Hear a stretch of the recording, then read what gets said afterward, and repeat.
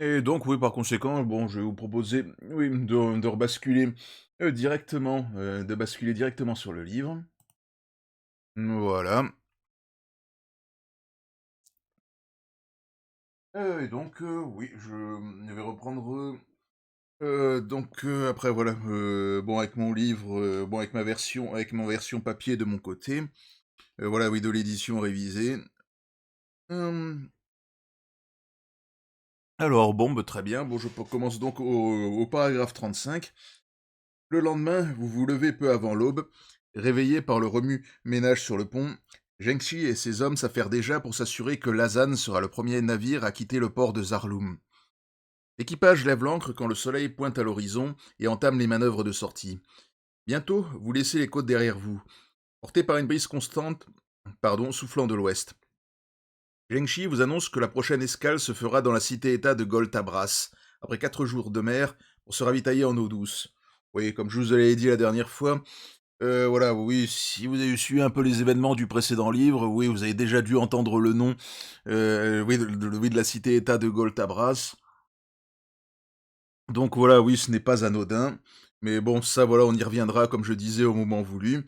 Le premier jour de traversée se déroule sans incident, mais vers midi, le deuxième jour, le navire met cap au sud et quitte les eaux du Tantarium pour pénétrer dans le golfe de Ralzua.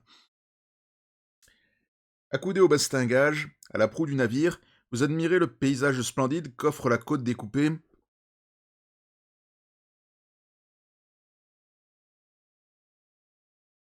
Excusez-moi, oui, comme je changeais de page. Euh, oui, qu'offre la côte découpée et l'horizon ponctué d'îles quand quelque chose attire votre attention au loin. Le cœur battant, vous développez votre vision pour apercevoir un nuage de fumée qui s'élève d'un navire en flammes à proximité d'un chapelet d'îlots rocheux. Comme la zanne s'approche, vous constatez que le grand mât s'est effondré sur le pont et vous pouvez distinguer le pavillon, flottant par-dessus bord. Il est vert bordé de rouge et orné d'un poisson d'argent. Cet insigne est identique à celui qui flotte au sommet de votre navire. C'est le pavillon des marchands Chouni.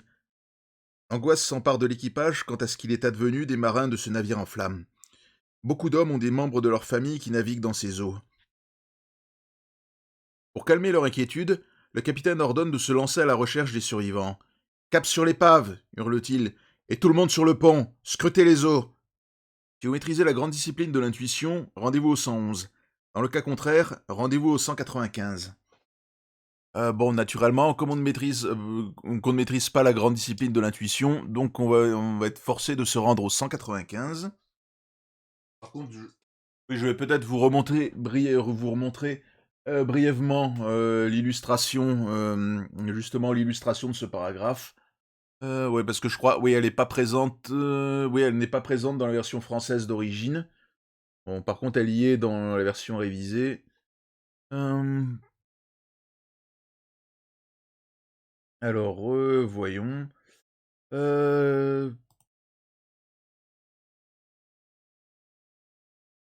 voilà. Voilà.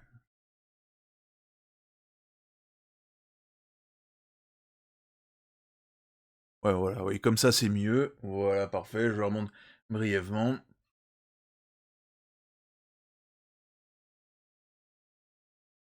Puis ensuite, voilà, comme ça, après, on pourra basculer au paragraphe 195.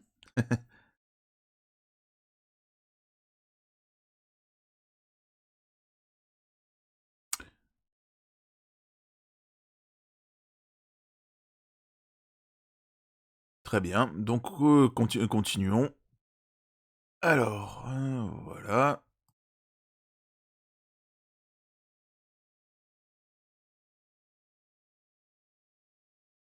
On passe aussi au paragraphe 195 sur mon livre. Hem, Comme votre navire s'approche de l'épave en flammes, vos sens caillent vous avertissent de la présence d'un danger et vous faites part de vos craintes au capitaine. Mais toute son attention est concentrée sur la recherche d'éventuels survivants et il reste sourd à vos avertissements. Mal le lui en prend, car un navire de guerre Shadakin quitte l'abri d'un îlot rocheux pour se diriger à pleine voile sur Lazane. Zhengxi ordonne le branle-bas de combat. Il fait hisser toute la voilure, mais à cet instant, Le vent tourne, et les manœuvres de fuite s'en trouvent ralenties. Vous concentrez toute votre attention sur le navire pirate qui s'approche, ses voiles écarlates gonflées à se rompre, et vous remarquez que son tirant d'eau est au plus bas. Ses cales sont sûrement remplies du butin arraché au navire en flammes.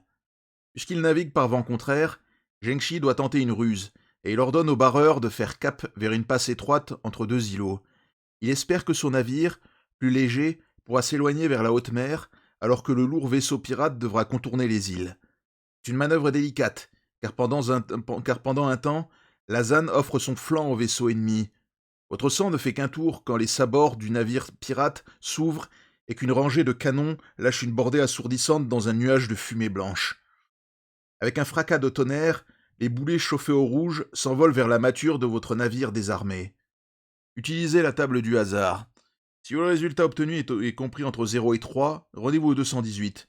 S'il est compris entre 4 et 9, rendez-vous au 91. Donc on va devoir lancer les dés. Donc ouais, je vais basculer. Oui, je vais basculer. Euh...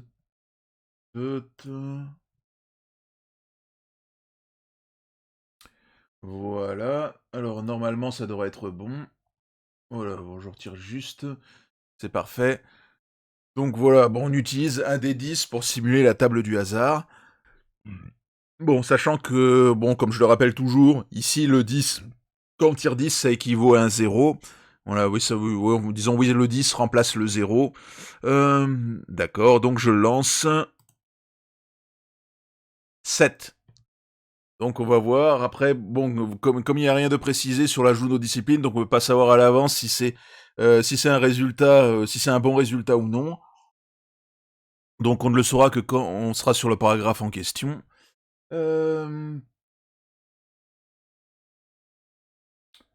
Voilà, que je remette la page. Oui, que je remette la page du livre. Alors donc comme on a fait 7, donc c'est compris entre 4 et 9, et donc on va se rendre au 91.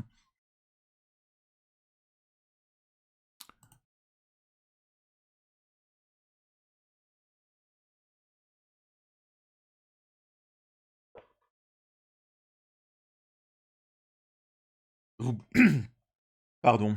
Vous plongez à couvert à la proue du navire à l'instant où les boulets ennemis fracassent la mâture de la ZAN. Un formidable craquement retentit au-dessus de vous, et vous voyez avec horreur la partie supérieure du grand mât qui s'écroule sur le pont, à l'endroit même où vous vous trouvez. Utilisez la table du hasard et ajoutez 2 au chiffre obtenu si vous maîtrisez la grande discipline de l'art de la chasse. Si le résultat obtenu est de 0 à 3, rendez-vous au 28, de 4 à 6, rendez-vous au 348, plus de 6, rendez-vous au 231.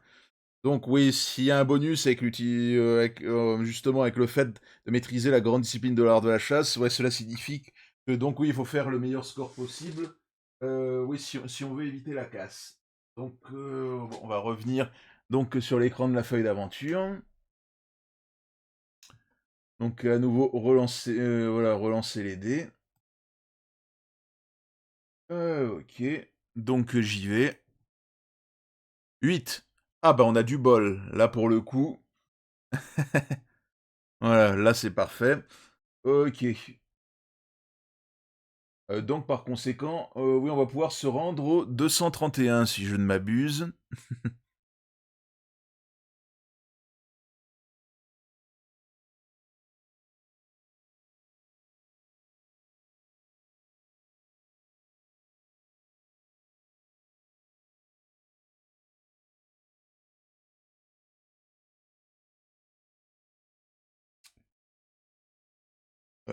Vous roulez sur le côté dans une tentative désespérée pour éviter d'être écrasé sous le mât.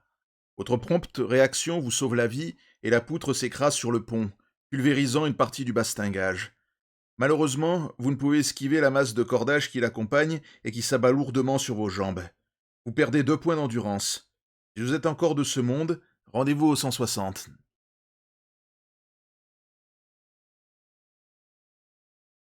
Bon, bah ça va. Bon, là, oui, on perd que 2 points d'endurance. Bon, ça signifie qu'on aurait pu perdre plus, voire, bah oui, peut-être même la vie si on avait fait voilà, oui, un score plus mauvais. Donc, je pense qu'il faut s'estimer heureux. Bon, par contre, oui, faut pas que j'oublie de déduire les deux points d'endurance sur notre feuille d'aventure. Hem, alors, voilà. Donc,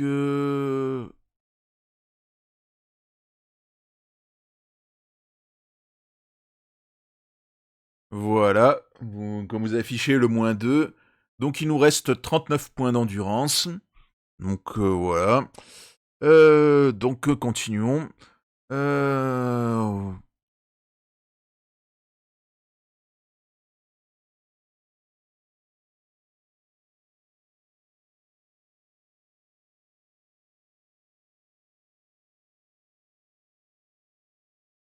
hem, alors ouais, donc oui, c'est le 160 si je ne dis pas de bêtises.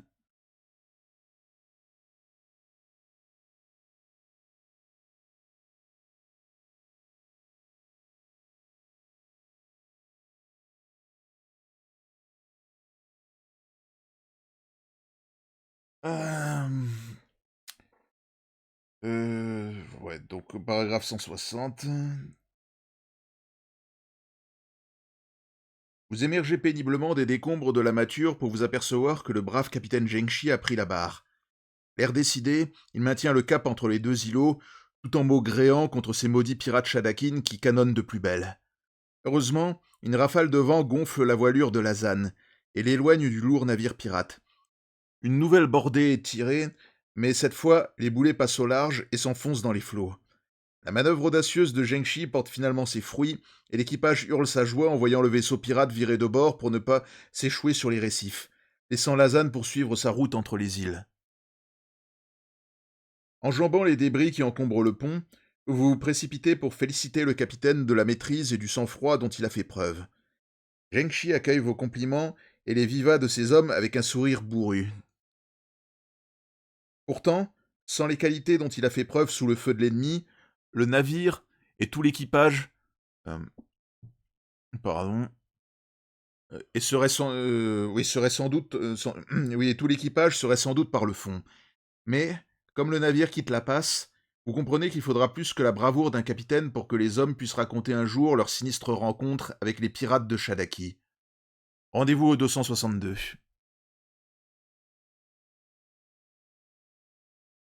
Donc on continue. Euh,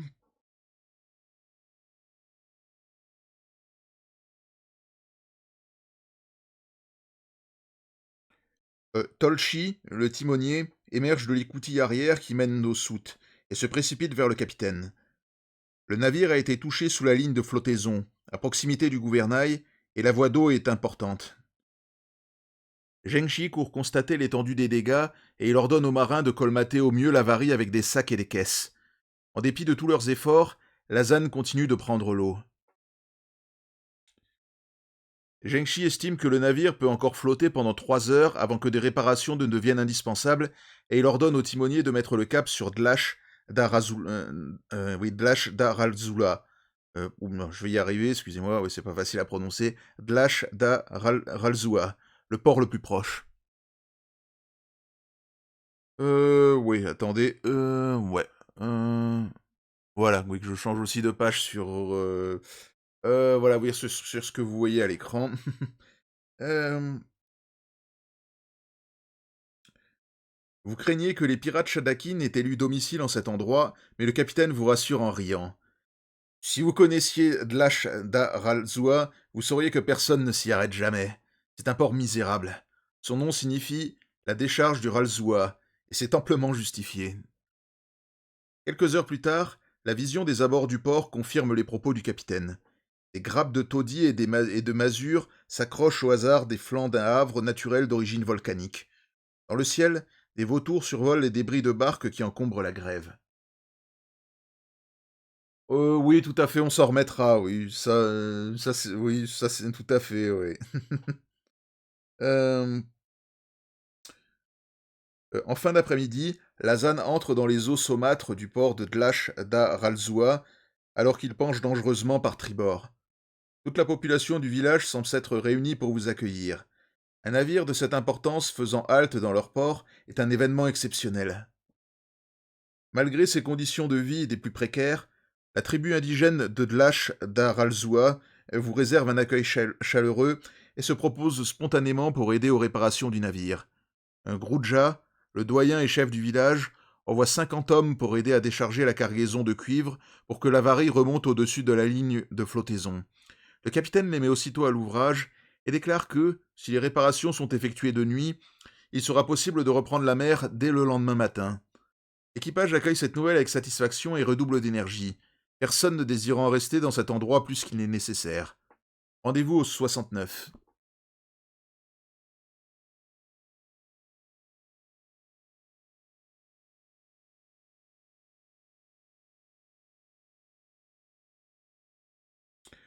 Pendant que Zhengxi et son équipage s'affairent à réparer la coque du navire, Groudja, le chef du village, s'approche de vous.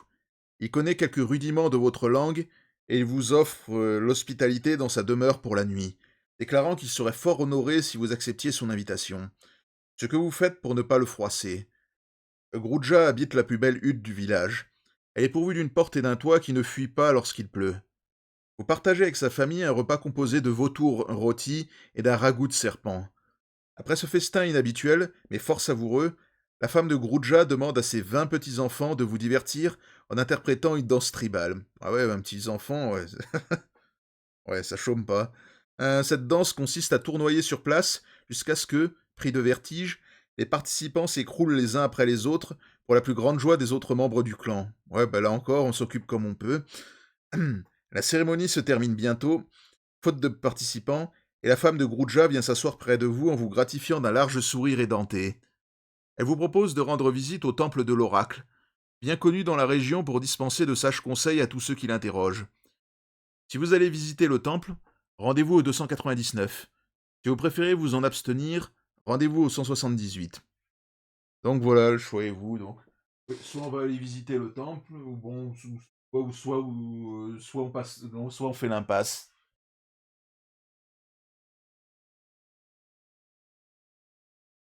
Eh bien d'accord. Donc, bah, par conséquent, bon, dans ce cas-là, on va aller visiter le temple. Et donc, bah oui, se rendre au 299.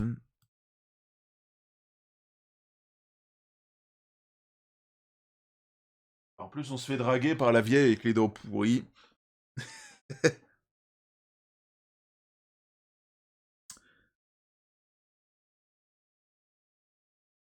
Groudja vous entraîne le long des sentiers jonchés de détritus qui serpentent entre les masures et les taudis insalubres. 1 kilomètre plus loin, le chemin s'élève vers une colline boisée et vous débouchez sur un plateau qui domine le port. En contrebas, vous pouvez apercevoir le capitaine Zhengxi et ses hommes qui travaillent autour de l'Azan, à la lumière de dizaines de torches à huile. Avec une fierté non dissimulée, Groudja désigne l'autel de l'oracle et vous enjoint de vous enquérir de son infinie sagesse. L'oracle est une idole de taille humaine, composée de morceaux de bois assemblés par une multitude de clous, de fragments de peau et de pièces métalliques.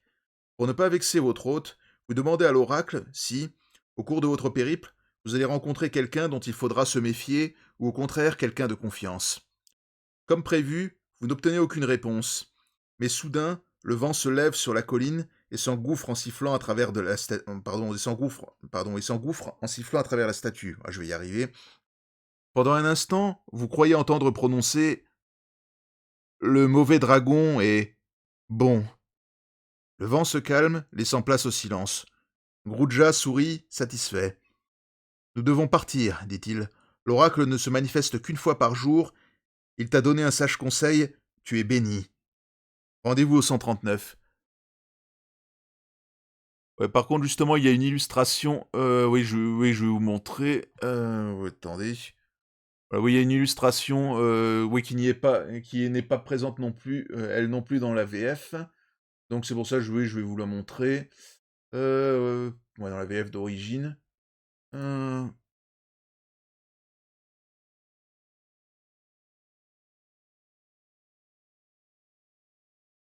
voilà, avant de passer au paragraphe suivant. Donc voilà, voilà. Euh... Voilà.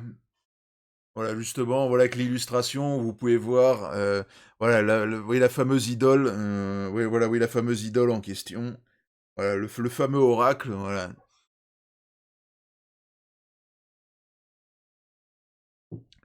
Donc, par contre, j'en profitais pour noter l'information que nous a donnée, là, oui, que justement, l'idole qu'il appelle l'oracle, le mauvais dragon est bon, parce que bon, ça risque peut-être de servir plus tard dans l'aventure. Moi, je pense, on a demandé à Rido Van si justement on devait de rajouter et aussi justement une section notes pour la feuille d'aventure, parce que ouais, des fois c'est vrai que ça peut être utile. C'est vrai que j'y ai pas pensé sur le coup, mais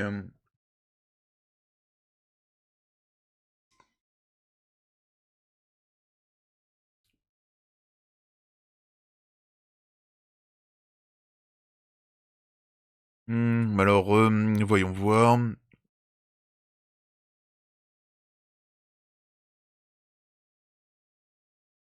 Euh, Bon, en attendant, je vais le noter juste en dessous oui, noter en dessous des armes là. Alors, wow, c'est pour ça, ça servira bon en attendant qu'une section soit créée. Alors bon, je le note. Voilà, le mauvais dragon.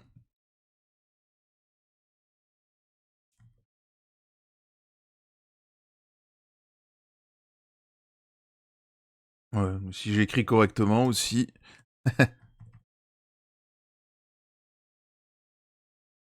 Bon, parfait. Donc on peut reprendre.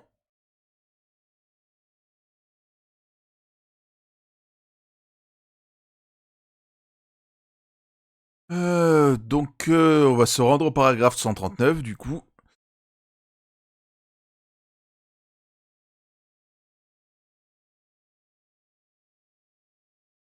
Alors,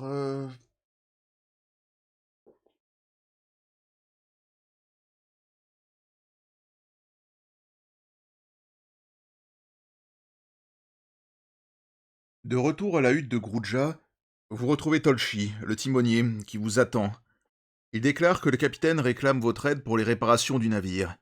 Son intervention arrive à point nommé et vous prenez rapidement congé du chef et de sa famille en les remerciant de leur hospitalité.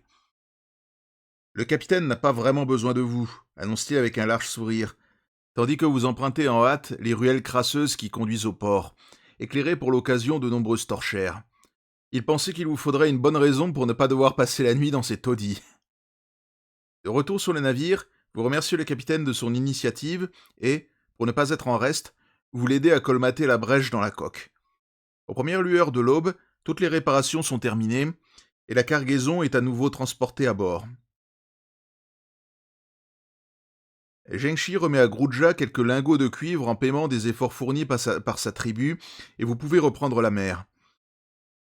2 jours durant, Lazane longe les côtes, voguant vers le sud en direction de Gol Tabras. Le temps est clément et le navire file, ce qui vous permet d'entrer dans le port peu avant la tombée de la nuit. Rendez-vous au 200.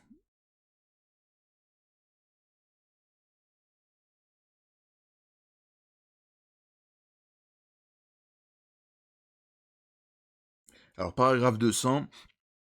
Un silence inquiétant plane sur la grande cité de Goltabras quand Lazane franchit les tours qui marquent l'entrée du port. Le navire accoste le long de la grande jetée de pierre.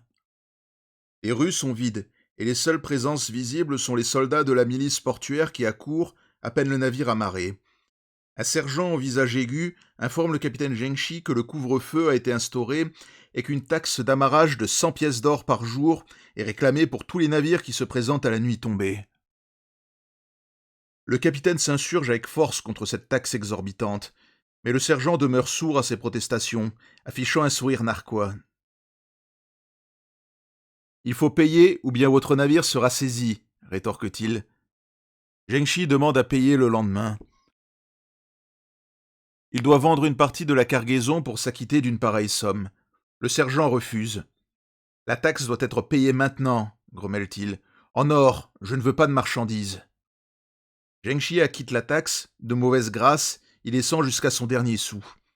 Il n'a plus rien pour payer l'équipage, ni pour acheter du ravitaillement.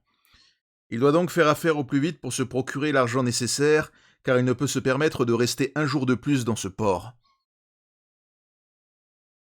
Zhengxi choisit quelques hommes de confiance et leur demande de l'accompagner à terre pour trouver un éventuel acheteur pour le cuivre. Vous proposez votre aide et il vous suggère de partir également avec quelques hommes. Zhengxi vous demande de refuser toute offre inférieure à 8 pièces d'or par lingot et il vous donne 2 adresses pour rencontrer des acheteurs. La taverne du Poisson Volant et la guilde des Chaudronniers. Vous partez chacun de votre côté et vous convenez de vous retrouver au bateau à l'aube. Si vous allez à la taverne du Poisson Volant, rendez-vous au 319. Si vous préférez visiter la guilde des Chaudronniers, rendez-vous au 282. Donc voilà, là vous avez le choix. Voilà, soit on va à l'auberge du Poisson Volant, ou soit on se rend à la guilde des Chaudronniers.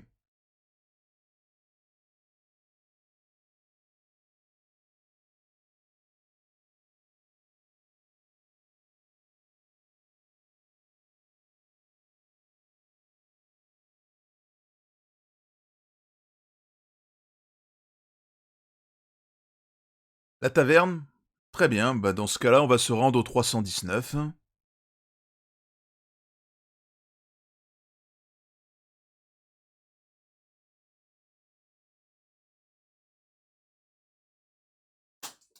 Oh, pardon. Et guidé par vos compagnons, vous pressez le pas dans les rues sombres de Goltabras pour rejoindre l'auberge du Poisson Volant.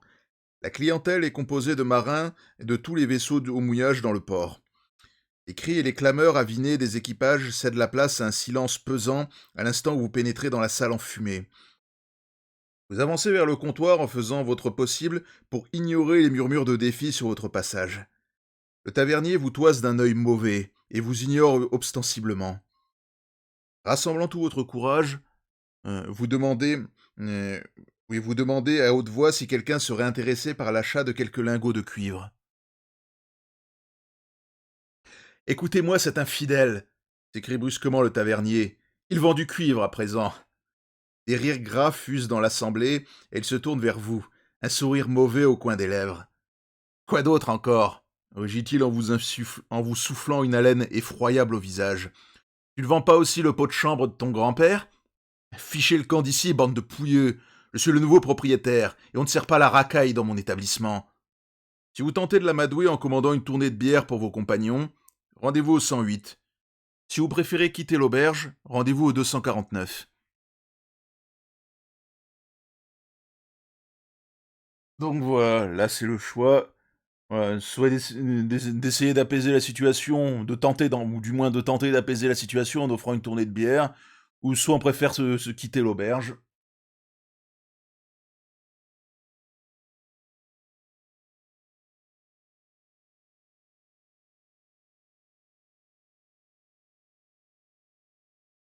Ah, bah très bien, bah donc oui, bah je vais boire. Oui, bah je vais boire moi aussi alors, hein, dans ce cas-là, puisque, puisque c'est demandé si gentiment.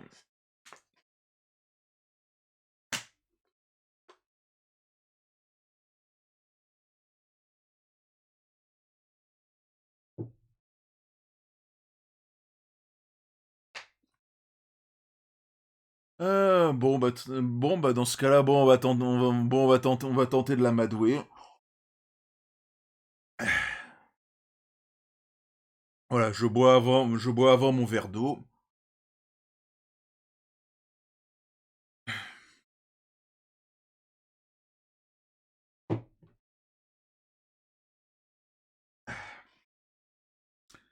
Et voilà, donc je vais me rendre. Enfin, donc oui, on va se rendre au 108.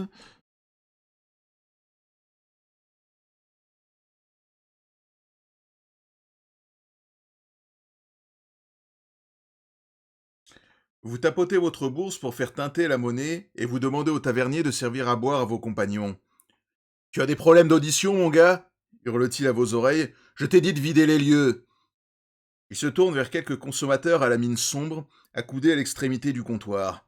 Ils posent leur chope et avancent lentement vers vous, leurs mains tapotant leurs armes.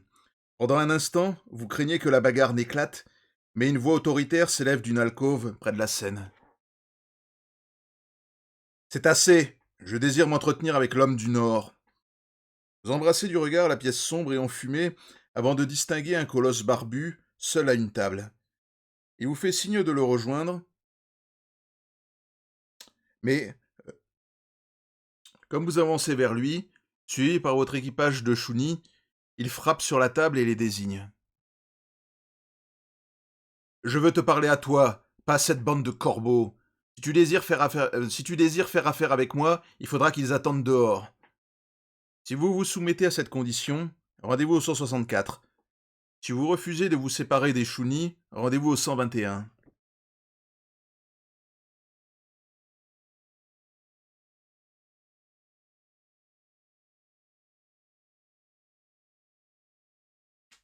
Ouais, pour picoler, c'est plutôt... Oui, visiblement, c'est pas très bien... Oui, c'est pas très bien parti, hein.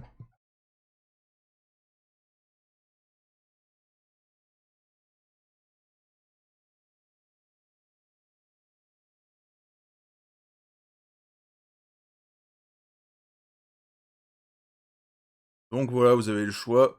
Voilà, soit on accepte justement ouais, de parler, voilà, de parler à lui seul à seul, ou voilà, oui, ou soit refuse oui, de se séparer des autres, voilà, oui, des autres membres de l'équipage.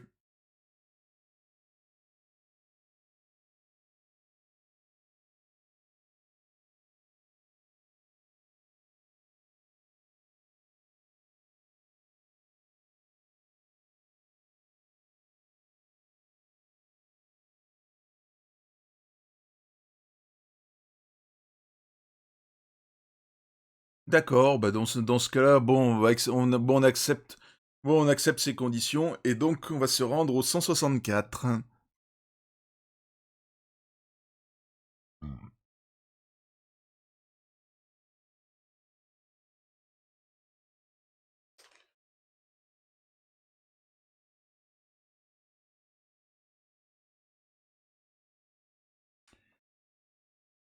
Vous prenez vos compagnons à part pour leur demander de vous attendre dehors. Ils obéissent, la mine sombre, mais vous les assurez que vous ne serez pas long. Vous prenez place en face du barbu, euh, un capitaine de commerce de la Lunarly. Il est intéressé par l'achat de cuivre, mais il vous propose 4 lucas par lingot, la moitié de la somme escomptée. Vous lui dites que vous devez en référer au capitaine Zhengxi avant de conclure un accord.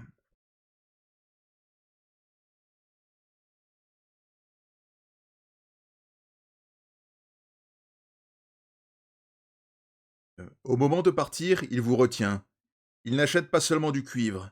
Il vous propose 8 lucas pour chaque objet spécial dont vous disposez, à l'exception de la pierre de lune qui n'est pas à vendre, bien sûr. Il accepte d'acheter les armes pour 2 lucas et il donne 1 lucas pour un des objets de votre sac à dos. Si vous désirez vendre certains articles, procédez aux ajustements qui conviennent sur votre feuille d'aventure. Oui, il faut vérifier. Bon, je vais vérifier vite fait. Voilà, oui, on va vérifier vite fait sur votre inventaire. Bon, si on veut éventuellement vendre, oui, si on veut éventuellement vendre quelques objets. Donc,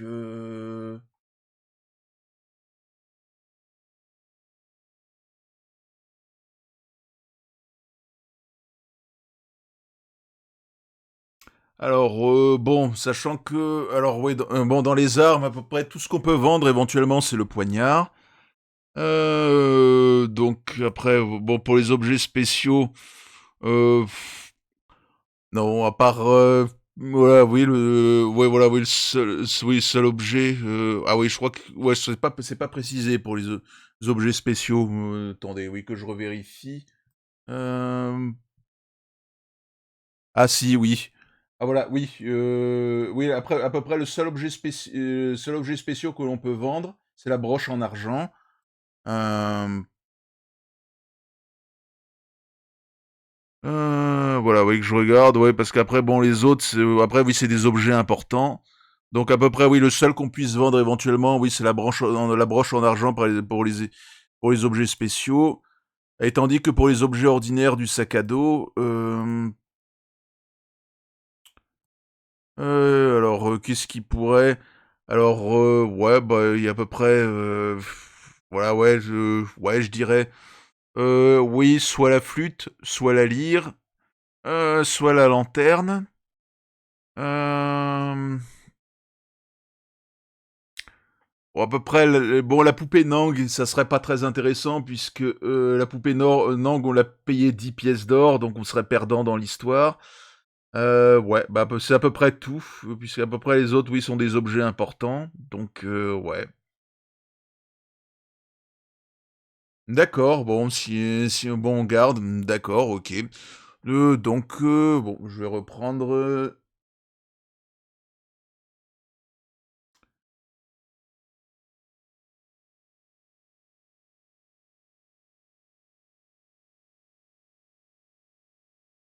OK. Donc on reprend la lecture du paragraphe, par contre. Hem, vous prenez congé du marchand en lui souhaitant bonne nuit et il répond d'un clin d'œil amusé. Comme vous vous éloignez, il vous rappelle que vous le trouverez au matin si Zhengxi accepte de vendre ses lingots de cuivre pour 4 lucas. Rendez-vous au 5.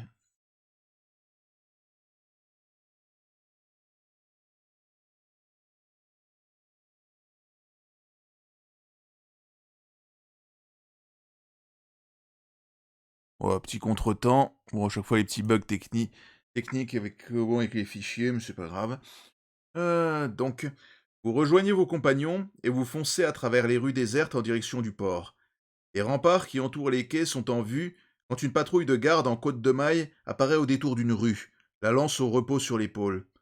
En vous apercevant, l'officier vous somme de faire halte et de lever les bras. Si vous obéissez à cet ordre, rendez-vous au 228. Si vous forcez le passage en direction du port, rendez-vous au 330. Donc voilà, le choix qui se présente à nous.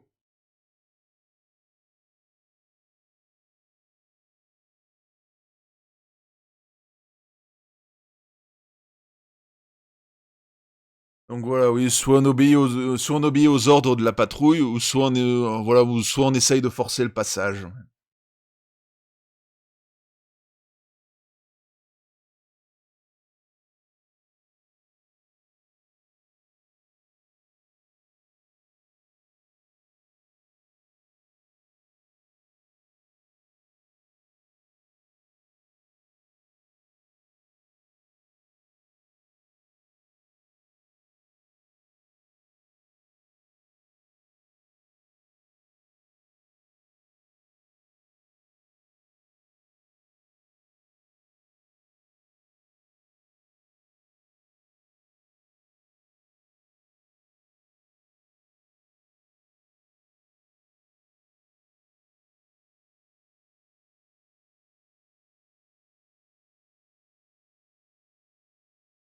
Obéir, bah très bien.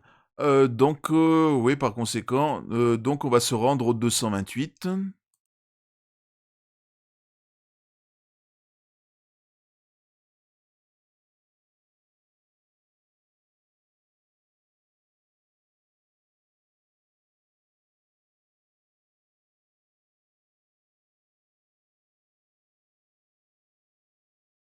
Sous l'étroite surveillance des soldats qui vous contiennent à la pointe de leurs lances, vous attendez vous attendez dans la rue deux fourgons cellulaires tirés par des chevaux pour vous conduire jusqu'au geôle de la ville. La garde vous désarme avant de vous forcer à monter dans des cages d'une saleté repoussante. Vos armes, l'arme-caille et votre sac à dos sont jetés dans un coffre sous le siège du conducteur. Mettez un astérisque devant tous ces objets sur votre feuille d'aventure pour indiquer qu'ils ont été confisqués. Bon, de toute façon, c'est assez simple à retenir, mais voilà, les objets spéciaux, eux, demeurent en votre possession. Sur l'ordre de l'officier de garde, les chariots s'ébranlent en grinçant et s'élancent à vive allure sur les pavés, vous ballottant de part et d'autre de la cage.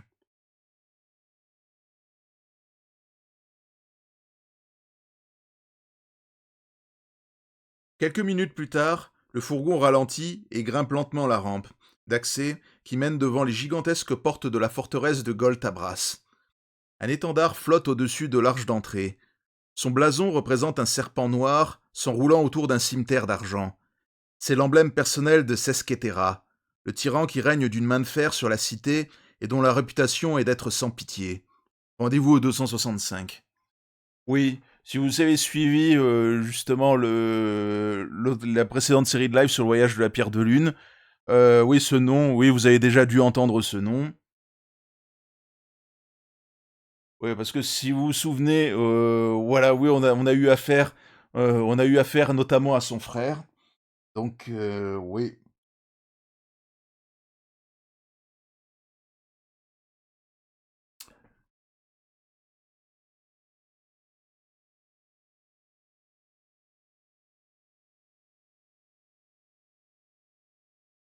Alors, paragraphe 265. La geôle de Goltabras a été aménagée dans l'aile ouest de la grande citadelle construite par Jublas Kir, le premier empereur de Shadaki. Ces cachots sont réputés pour être les plus sûrs du Maniamund méridional, surtout ceux qui sont dans les sous-sols du donjon de l'ancienne citadelle. Dès votre arrivée, vous êtes tous dans une cellule commune du deuxième étage, et en examinant votre arme-caille et l'équipement qu'ils vous ont confisqué, les geôliers comprennent que vous êtes peut-être autre chose qu'un simple rôdeur ayant enfreint le couvre-feu. Une heure s'écoule, puis une troupe de 6 hommes armés fait éruption dans votre cellule pour vous transférer à l'écart des marins. Vous atterrissez finalement dans une cellule sombre du sous-sol. Pendant que l'on vous y conduit, vous repérez le couloir éclairé à l'extrémité. Oui, pardon, oui, vous repérez le couloir éclairé de torches et la salle des gardes à l'extrémité. Comme vous passez devant cette pièce, vous avez le temps d'entrevoir votre équipement et vos armes posées sur un coffre. On vous jette sans ménagement dans un cachot obscur, la porte se referme avec un bruit métallique et les bruits de bottes de la troupe s'éloignent dans le couloir. Vous ne songez plus qu'à vous échapper avant l'aube.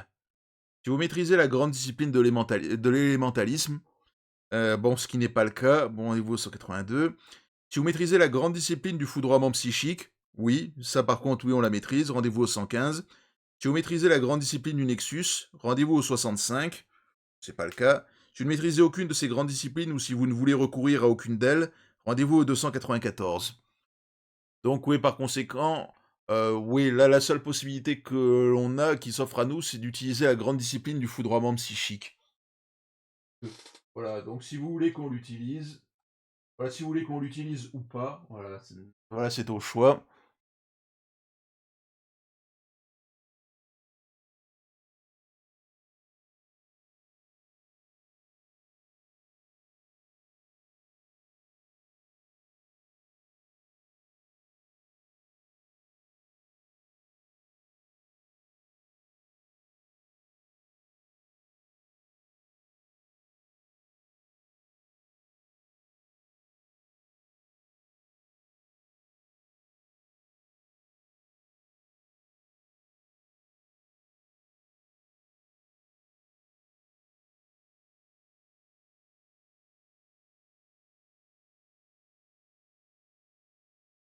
Ok, bon, bah, donc oui, par conséquent, ouais, on va utiliser la grande discipline du foudroiement psychique et donc se rendre au 115.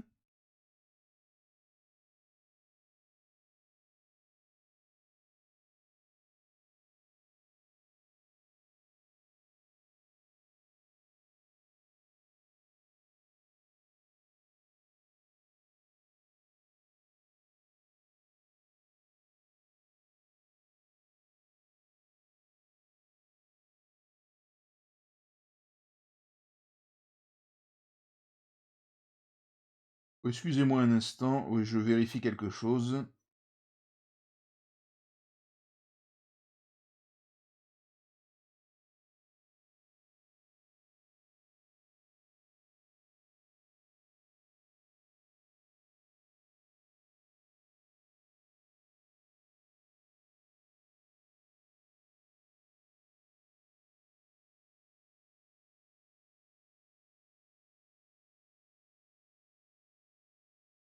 Voilà, excusez-moi. Alors, donc oui, le paragraphe 115, donc, ouais, si je me trompe pas. Ouais, voilà, oui, c'est bien celui-là. D'accord.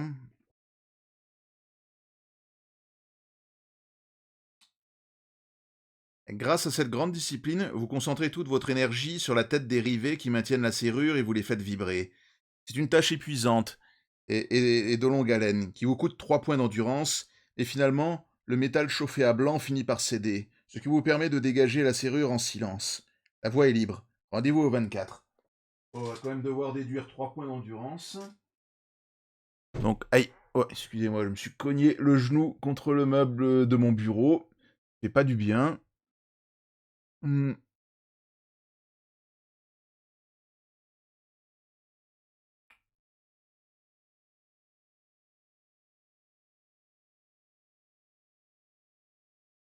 Alors, voilà. Ok. Donc, voilà, 3 points. Bon, il nous reste 36 points d'endurance. Ok. Euh,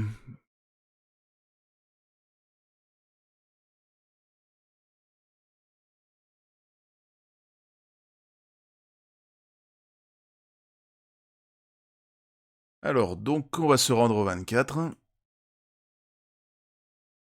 Parfait.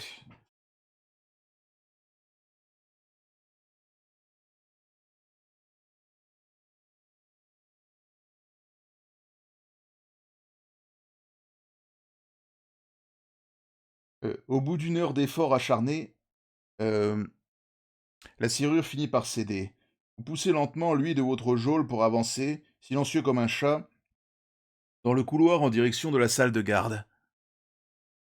Vous devez absolument récupérer votre équipement sans donner l'alerte, si vous voulez conserver une chance de sortir en vie de cette forteresse. Un rapide coup d'œil dans la salle révèle la présence de 3 gardes occupés à jouer aux cartes. Ils utilisent comme table le coffre de bois qui contient votre équipement. Pour le récupérer, il va falloir les éloigner de cette salle. Si vous maîtrisez la grande discipline de l'invisibilité et si vous avez atteint le rang de grand maître tutélaire, rendez-vous au 234. Oui, là c'est le cas, oui, puisqu'on maîtrise justement, là on remplit ces deux conditions, on possède cette grande discipline et on a atteint le rang de grand maître tutélaire en ayant bouclé l'aventure précédente, donc là c'est valable. Alors, si vous maîtrisez la grande discipline du Nexus, rendez-vous au 302, bon par contre ça c'est pas le cas. Voilà, si vous ne maîtrisez pas ces grandes disciplines ou si vous n'avez pas atteint le rang suffisant, rendez-vous au 130. Donc par conséquent, on va se rendre directement au 234. Ah, puisque... Voilà, oui, oui, on remplit ces deux conditions. Voilà, oui, l'invisibilité et le rang de grand maître tutélaire.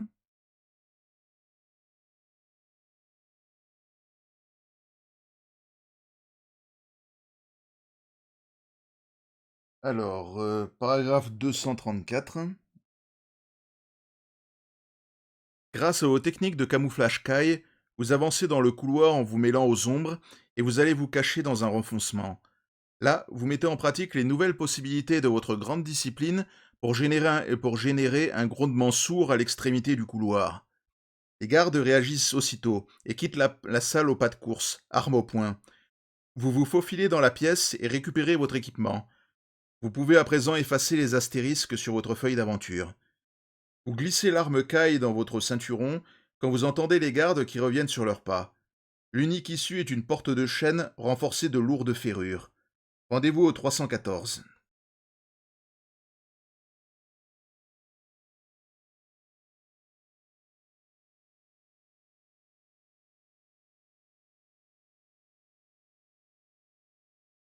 Attendez.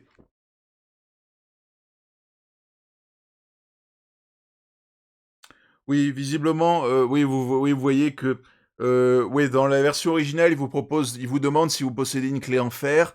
Et là, là justement dans la nouvelle édition, ils ont zappé cette possibilité. Bon, je pense que ce n'est pas tout à fait, oui, ce n'est pas tout à fait anodin. Bon, c'est peut-être en rapport avec une cohérence des objets qu'on peut récupérer à ce moment-là dans la voiture, ou oui, peut-être une rectification. Enfin, bon, quoi qu'il en soit, de toute façon, bon, oui, on ne possédait pas cette clé, donc oui, donc on va se rendre directement au 314.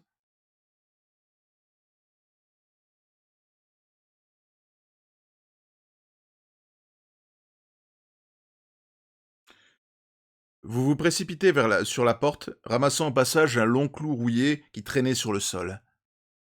À l'aide de cet outil de fortune, vous tentez de crocheter la serrure en espérant y parvenir avant que les gardes ne fassent irruption dans la pièce. Utilisez la table du hasard. Si vous maîtrisez la grande discipline du Nexus, ajoutez 3 au nombre tiré.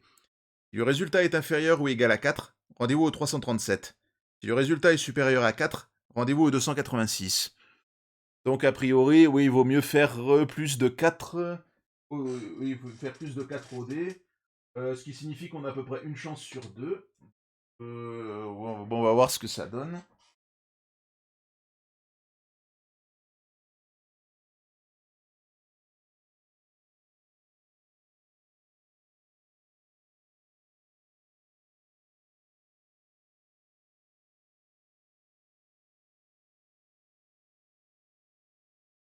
Bon. Alors, ouais, donc faut que je bascule. Ouais, je vais basculer. Voilà, ouais, sur la feuille d'aventure, justement. Euh,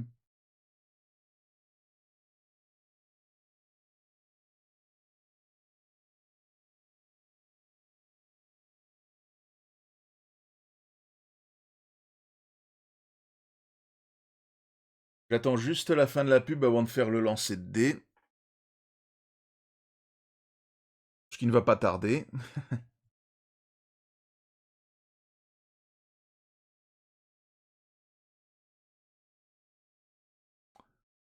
Hum, Parfait. Donc, je lance le dé.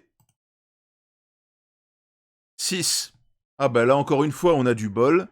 Donc oui, puisque bon, voilà, ouais, pour avoir le meilleur résultat, il fallait faire plus de 4. Donc c'est bon. Allons-y.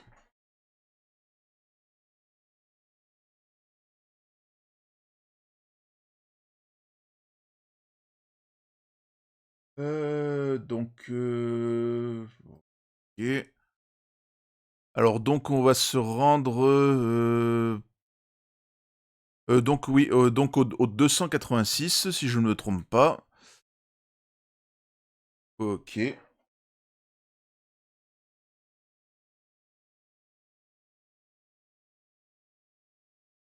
Voilà, le temps que je retrouve, voilà, vous voyez le paragraphe sur mon livre.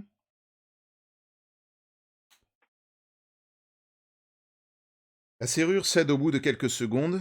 Jetant le clou au loin, vous actionnez la poignée d'une main fébrile et vous poussez un soupir soulagé en entendant le mécanisme jouer. Lui s'ouvre en grinçant sur un obscur escalier qui monte en colimaçon vers les étages supérieurs. Vous gravissez les marches et vous débouchez sur un palier à l'intersection de plusieurs couloirs. Vous avez à peine le temps de repérer les mouvements des geôliers et des scribes de la citadelle que des bruits de bottes résonnent dans la cage d'escalier.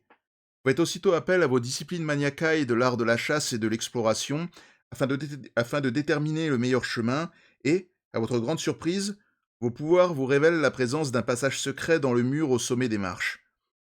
Vous manipulez une pierre en saillie et un pan de mur s'efface en silence, révélant un boyau obscur. Vous vous y faufilez et le mur se referme avec un léger cliquetis. Rendez-vous au 170.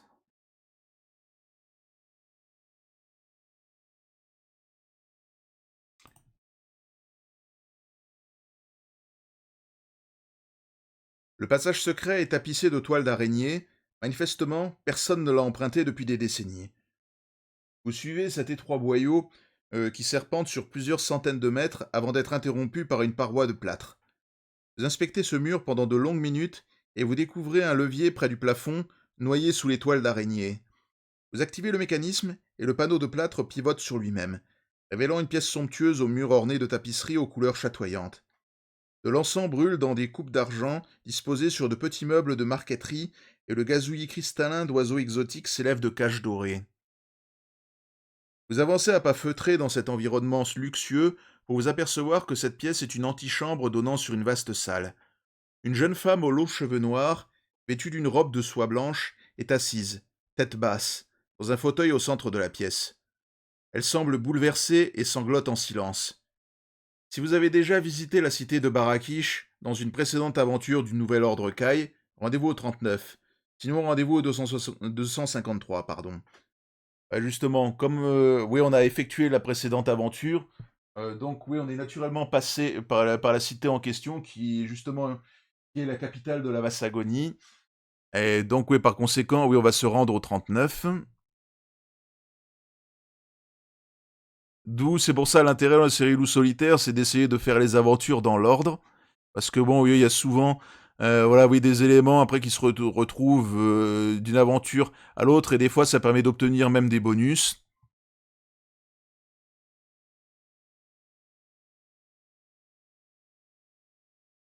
Oui, justement, vous allez voir que c'est un personnage qu'on a déjà eu l'occasion de rencontrer. Si après, oui, si vous vous souvenez et si vous avez vu, oui, si vous avez suivi oui, les lives justement sur le précédent livre, Le Voyage de la Pierre de Lune.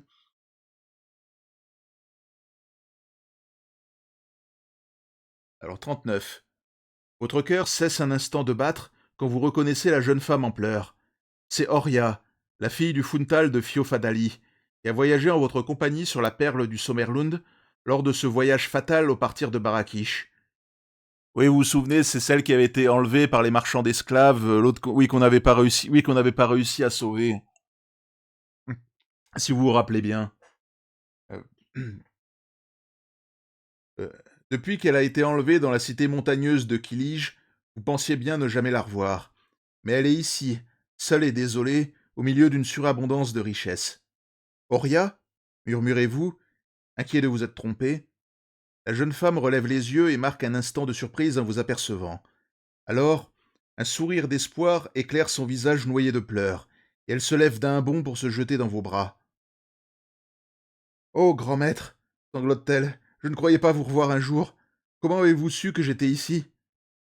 Vous lui racontez toutes vos mésaventures depuis votre arrivée à Goltabras, et vous avouez que vous ne soupçonniez pas sa présence ici. Elle vous apprend alors qu'elle a été vendue par par des esclavagistes de Kilij à Sesketera, qui la maintient dans cette citadelle où elle doit rester jusqu'au jour de son mariage qui aura lieu dans un mois. Il faut fuir cet endroit au plus vite, dites-vous. Je ne peux pas, répond-elle. Sesketera retient mes amis en otage. Si je quitte la citadelle avant le mariage, il ordonnera leur mise à mort. Je dois rester, et je peux vous aider à fuir, grand maître. Suivez-moi. Rendez-vous au 78.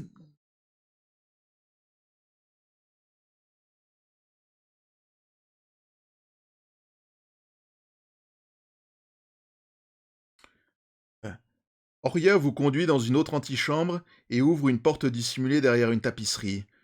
Vous suivez un petit passage éclairé de torches qui vous conduit devant une alcôve qui abrite une statue de marbre. Oria touche la tête de la statue et l'alcôve pivote en silence, révélant une vaste pièce entourée d'un balcon.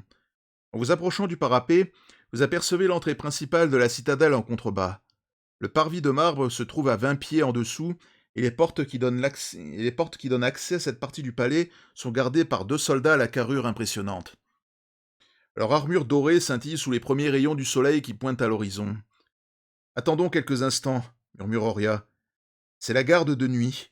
Leur ronde est bientôt terminée, mais il s'écoule toujours quelques minutes avant l'arrivée de la relève, pendant lesquelles la porte reste sans surveillance. Tu pourras t'enfuir sans être vu. Quelques minutes plus tard, les gardes abandonnent leur poste comme prévu. Oria vous souhaite bonne chance et, comme elle s'avance pour déposer un baiser sur votre joue, une voix forte brise soudain le silence feutré de la pièce. Oria, votre attitude me déçoit au plus haut point. Vous faites volte-face pour voir un homme de haute taille, vêtu d'une robe de soie rouge avec un col en corolle. Il se tient près du parapet du balcon, à l'autre bout de la pièce. Sesketera gémit Oria avant de s'évanouir dans vos bras. Vous déposez doucement la jeune femme sur le sol, tandis que le maître des lieux hurle à la garde. Hélas, il s'aperçoit vite que le parvis est désert. Pestant contre le laisser-aller de la troupe, il s'avance vers vous, empoignant au passage une lance d'apparat qui décorait un mur. Il s'approche, vous menaçant de la pointe acérée de l'arme, une lueur meurtrière dans son regard fou de jalousie. Si vous avez visité la cité de Barakish lors d'une précédente aventure du Nouvel Ordre Kai, rendez-vous au 322. Sinon, rendez-vous au 43. Bon, là encore une fois, c'est le cas. Bon, ici disent la cité de Bizoutan, mais voilà, bon, c'est pareil, puisque dans les deux cas, de toute façon, si on a fait oui, l'aventure, le voyage de la Pierre de Lune, on est forcé de passer par ces deux endroits. Hum,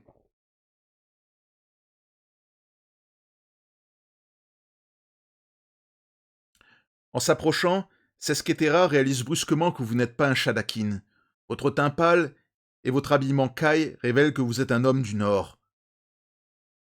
Par le spectre d'Agarash, gronde-t-il entre ses dents, tu es l'infâme qui a tué mon frère, Darisun, et tu viens dans ma propre citadelle pour enlever ma promise. Tu vas payer ton audace de ta vie. Sesketera prend sa lance de la main droite et la fait tournoyer au-dessus de sa tête. Vous avez affaire à un combattant aguerri, c'est évident. À moi la vengeance hurle-t-il. Si vous possédez un arc et si vous désirez en faire usage, rendez-vous au 274. Sinon, rendez-vous au 245. Donc vous avez le choix. Soit on essaye voilà, soit on essaye de servir de notre arc contre lui ou pas. Voilà, on a le choix.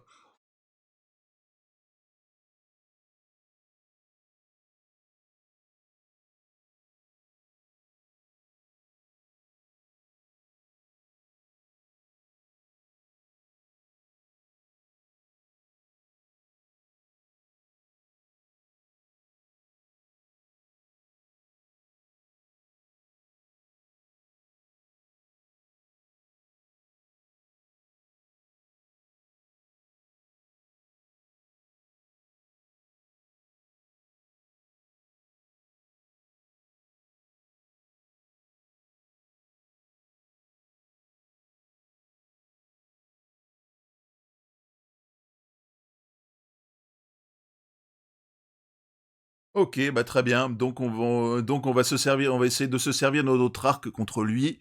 Et donc on va se rendre au 274.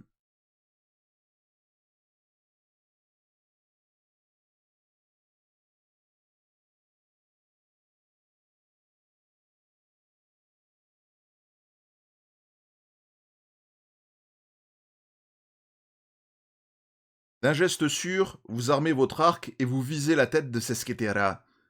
Ses yeux noirs s'agrandissent de surprise quand il vous voit décocher votre flèche, mais il reprend contenance et tente de détourner le tir avec le fer de sa lance. Utilisez la table du hasard. Si vous maîtrisez la grande discipline de la science de l'arc, ajoutez voilà, ouais, la science des armes avec l'arc, ajoutez 5 au nombre tiré. Si le résultat obtenu est inférieur ou égal à 8, ouais, bah, oui, bah du coup, oui, comme on ne maîtrise pas, là, on a à peu près, bah là, on a qu'une chance, oui, ça signifie qu'on a qu'une chance sur 10 de le toucher, donc a priori, oui. Voilà. Donc oui, si le résultat obtenu est inférieur ou égal à 8, rendez-vous au 106. S'il est supérieur à 8, rendez-vous au 317. Ok. Donc oui, on va quand même tenter le coup. Alors, voilà.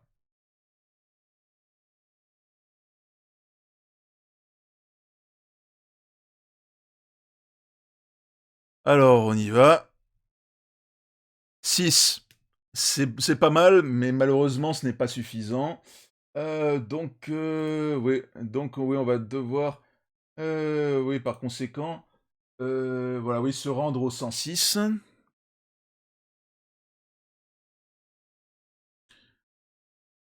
Voilà.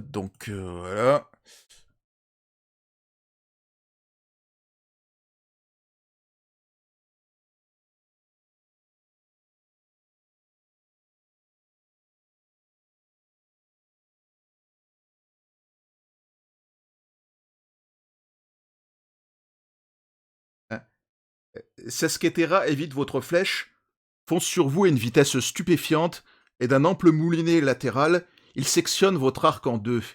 Rayez-le de votre feuille d'aventure. Bon, ben voilà, oui, ça commence bien.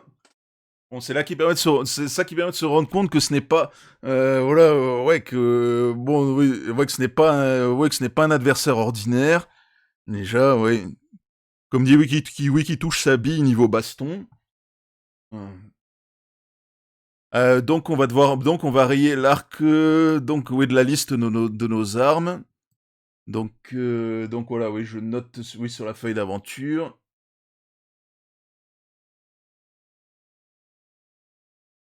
Voilà, hop. Donc voilà, bon pour l'arc. Bon, c'est dead. Allons-y.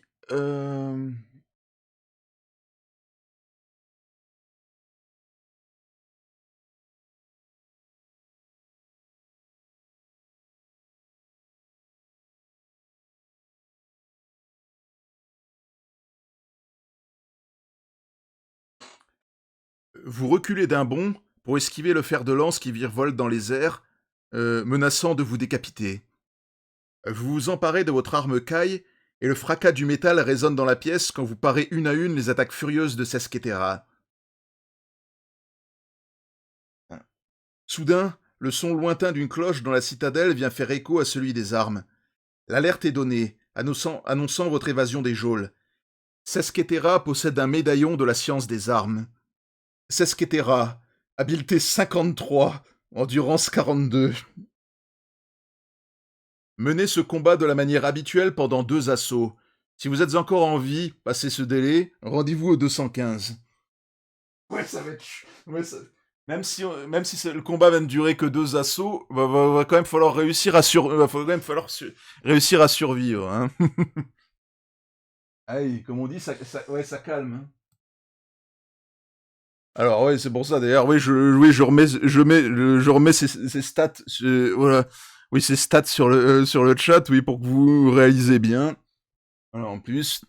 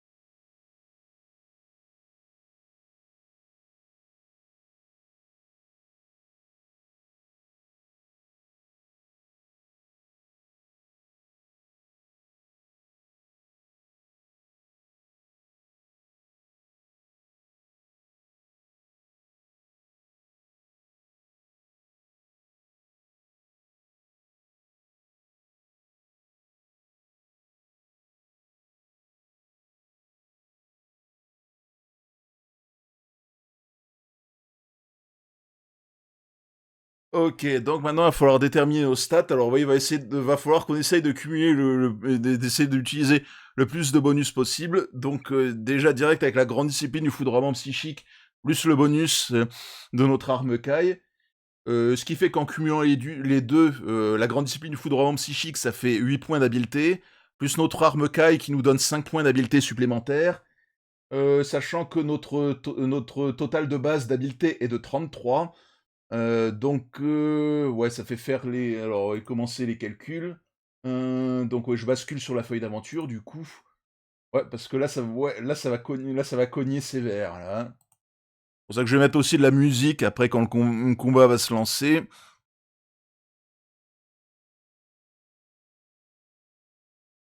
Ok, voilà, ouais, comme vous le disiez, oui, on a 33 d'habileté de base. Donc, faut rajouter, avec le chiffre, comme je vous ai dit, un total de le bonus de 13, en cumulant la grande discipline du foudroiement psychique et notre arme caille. Voilà, voilà. Donc, alors, le bonus, alors oui, je le rajoute. Voilà, le bonus, vous voyez ici, comme je vous ai dit, oui, 5 et 8, donc 13. Donc, ça monte nos totals d'habileté à 46. Bon, ce qui est quand même encore assez éloigné, puisque voilà, vous avez, là, comme vous avez pu le lire, il possède 53 points d'habileté. Donc on va faire ce combat avec un malus de force d'attaque ouais, que je fais le calcul de -7. C'est chaud, ça va être chaud, même si ça dure que 2 as. Oui, même si le combat va se terminer au bout de 2 assauts, ouais, ça va être chaud, je vous le cache pas. Alors donc oui, alors je note voilà, oui, je le note.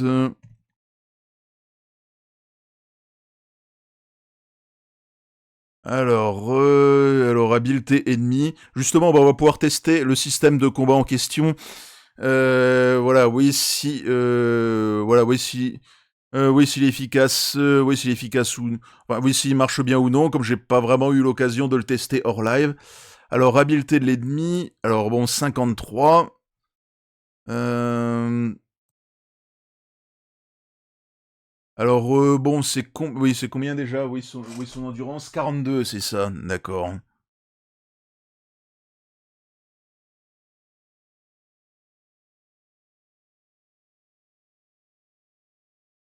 Alors, bon, ouais.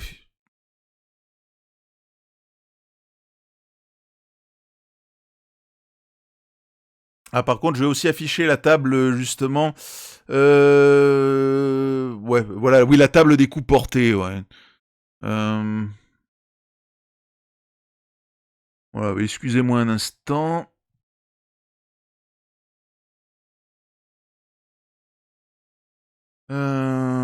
Ouais, voilà, oui, justement pour vérifier que, ça corresponde bien avec, ce qui va s'afficher, là, avec sur l'appli, avec, ce qui va que les chiffres correspondent bien avec ceux qui vont s'afficher sur l'appli. Ouais.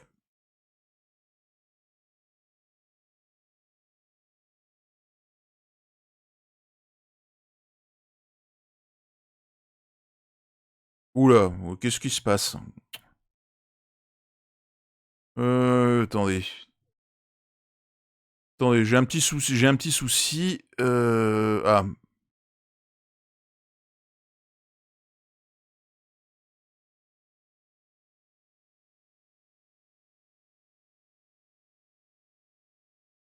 ah oui, excusez-moi, oui, je sais pas, oui, j'ai eu un petit bug, oui, veuillez m'excuser.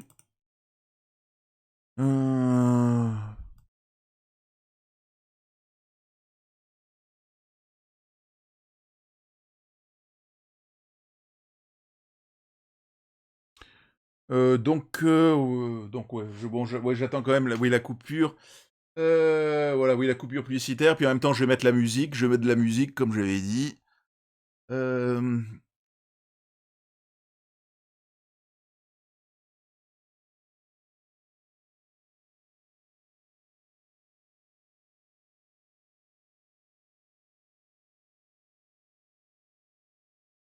voilà,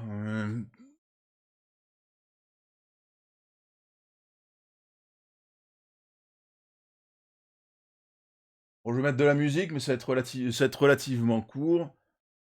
Attendez, oui, oui, attendez un petit instant. Heu,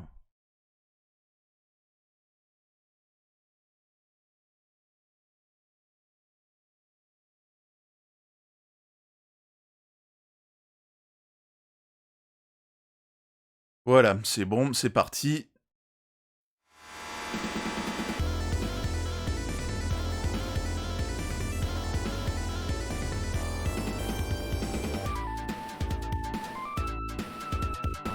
Oh, excusez,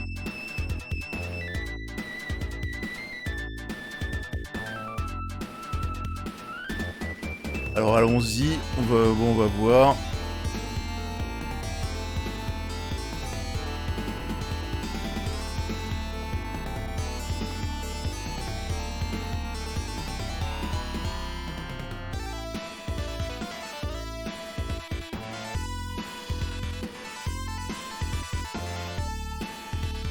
Alors donc, oui,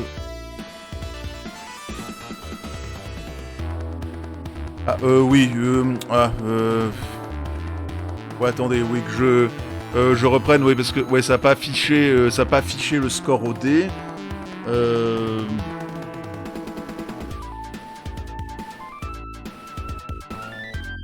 hem,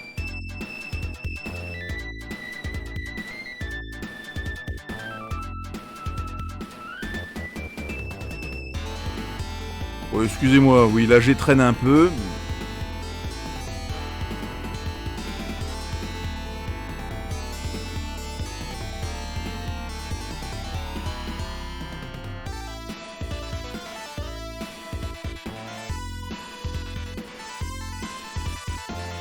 D'accord, oui, là, on est bon, normalement. Voilà. Alors, j'y vais.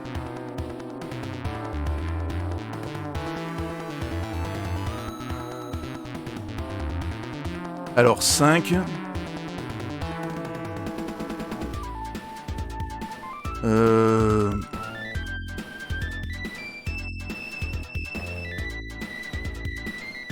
Alors normalement oui, là il affiche...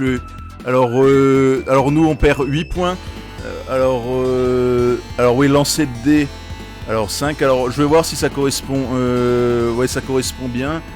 Sachant que, bon, que, ça, ouais, que l'appli tient pas compte aussi de la perte d'endurance supplémentaire par l'utilisation de... justement, enfin le fait qu'on perde un point d'endurance supplémentaire par assaut du fait que l'on utilise la grande discipline du foudroiement psychique. Donc ouais, donc ça signifie que oui, donc en fait oui, que l'on perd 9 points d'endurance. Je vais juste vérifier si ça correspond bien à la table des coups portés. Parce que voilà, c'est ça que je n'ai pas vraiment eu le temps de vérifier. Alors, bon, je regarde la colonne. Alors, bon, là voilà, on a ici alors moins 7. Alors, 5. Ouais, visiblement ça correspond pas. Oui, ça correspond pas tout à fait. Ouais, ça, ouais, bon, donc j'ai l'impression que je vais devoir me rabattre, oui, le refaire manuellement. Bon, c'est pas grave.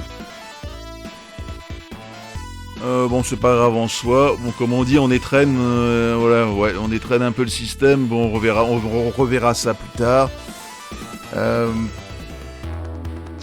Alors 5, donc ouais, donc alors ça signifie.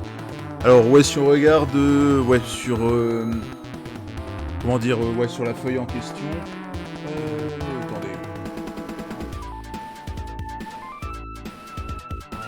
Voilà. Là, bon, vous voyez, là où je clique, là ouais, où j'indique mon curseur, ouais, voilà, on est normalement ici en ayant fait un 5. Donc voilà, donc on voit que bon, l'ennemi perd 3 points d'endurance et nous, voilà, bon, voilà, LS 5. Donc en rajoutant la perte avec de points d'endurance supplémentaires avec la grande discipline, le point supplémentaire que l'on perd pour le fait d'utiliser la grande discipline foudroiement psychique, ça signifie qu'on perd 6 points d'endurance pour cet assaut. Donc voilà, donc lui il perd 3, voilà, c'est Sketera, lui il perd 3 points. Donc voilà, bon, je vais le reporter.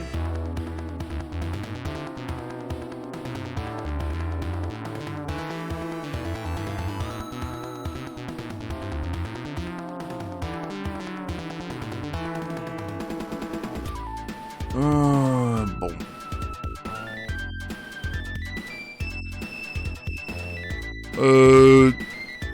Donc oui, bah c'est pas grave, je vais le reporter. Voilà, oui, je vais le reporter ici. Alors, donc voilà, oui, moi c'est pour ça. Bon, je vais l'afficher ici. Alors bon, 42.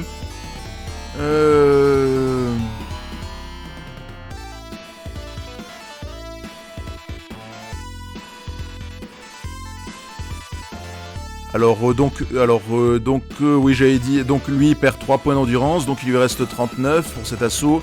Et nous, j'ai dit oui qu'on en a perdu 6. Alors, bon, on avait 36 points. Bon, ouais, je remets, bon, parce que ça réduit automatiquement tout à l'heure. Donc on avait 36 points au début du combat, donc on passe à 30. Ok. Donc on va passer au second assaut. Donc je vais passer au lancement de dés. Voilà, au lancement de dés normal. Donc on va voir. À nouveau 5. Donc bah, c'est facile puisque l'autre on refait le même score. Donc on perd exactement. Ouais, bah, ça signifie que bah, les pertes sont pareilles. Donc recombat. Alors donc il se retrouve avec, après au bout de 2 assauts, il lui reste 36 points d'endurance et nous on en a perdu à nouveau 6. Donc il nous en reste 24.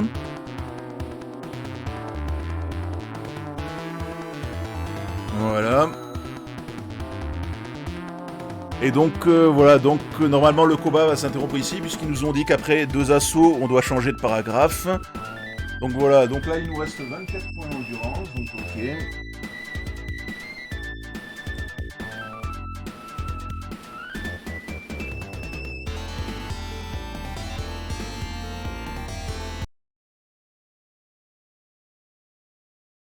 Voilà.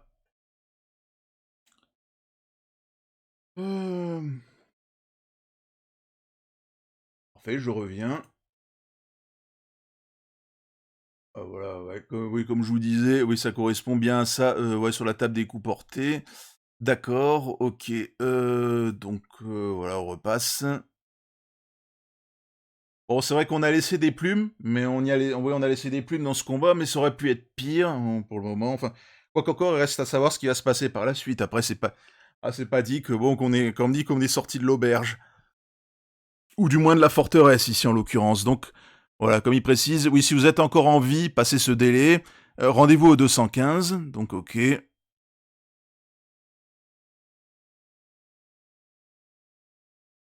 Ah d'ailleurs, je vous ai pas montré, oh, bon, l'illustration, elle ne s'affiche pas, parce que, oui, en vrai, il y a une illustration qui représente Sesquetera, mais on l'a pas eu simplement parce que, voilà, c'est une illustration qui apparaît, justement, oui, si, voilà, oui, si on l'affronte, ouais, je crois qu'au ouais, enfin, oui, si on passe par un autre paragraphe pour l'affronter, oui, je vais vous la retrouver vite fait, oui, au passage. Oui, voilà, oui, avant de continuer. Oui, normalement, j'en ai pas pour très longtemps, excusez-moi. Hem,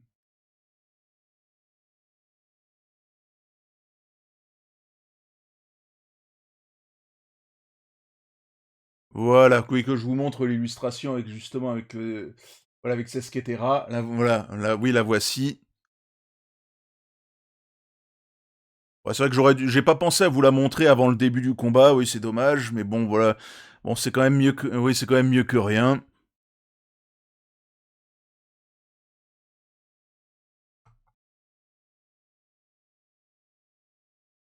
Voilà, oui, vous puissiez voir justement, oui, ouais, ouais, voilà une illustration qui est vrai que oui, qui est vraiment réussie, je trouve, d'ailleurs. Voilà, justement, en train de manier sa lance.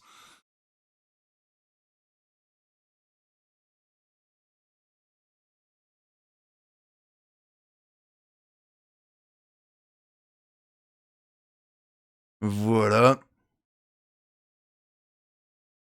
Ah bah si, en fait, elle était présente, si, c'était bien ça, oui, je lis en dessous, c'est juste j'ai oublié de vous la montrer. Oui, bah, normalement, oui, je sais pas pourquoi elle était pas apparue là sur l'édition, enfin, oui, sur le fichier PDF que j'ai puisque, ouais, là, je vois sur l'édition originale, enfin, là, sur le site, Project Aon où il y a l'édition originale du livre, ouais, normalement, c'est une illustration qui est présente là, juste avant qu'on ait décidé de se servir de l'arc contre lui, enfin, qu'on ait tenté de se servir de l'arc contre lui, pardon. Bon, c'est pas grave. Hem,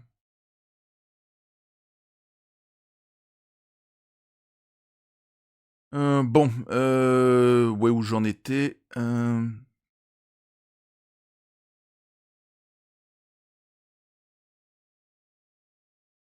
Voilà, bon, paragraphe 215. Bon, excusez-moi pour, voilà, bon, ces petits contretemps.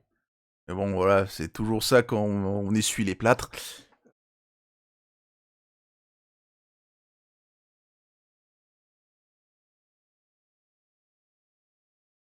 Votre deuxième riposte a entaillé la joue de Sesquetera. Il s'agit d'une blessure superficielle, mais elle suffit pour lui faire abandonner le combat. Il recule en titubant, la main gauche pressée contre sa joue. Un filet de sang s'échappe entre ses doigts. Vous percevez alors l'écho d'une bousculade à l'autre extrémité du balcon et trois gardes font irruption à l'entrée de la pièce. Au moins, ça permet de nous constater que même s'il est fort en baston, par contre, il est pas hyper courageux. Par contre, ouais, parce que si vous voyez qu'une simple blessure suffit à lui faire, voilà, oui, suffit à lui faire, oui, abandonner le combat. Bon, tuez-le, rugit Sesquetera en se plaquant contre le mur pour leur laisser l'accès. En regardant en contrebas, vous constatez que les portes du palais sont encore sans surveillance malgré l'appel de la cloche d'alarme. Avant que votre unique chance de fuir ne se soit envolée, vous rangez votre arme caille pour enjamber le balcon. Vous maîtrisez la grande discipline de l'alchimie caille, rendez-vous au 75. Bon, malheureusement, ce n'est pas le cas. Donc, sinon, rendez-vous au 142.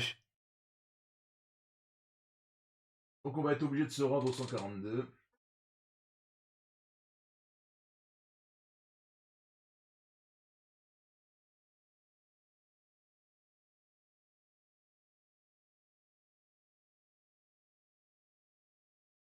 Excusez-moi, oui, j'ai juste un petit message à envoyer.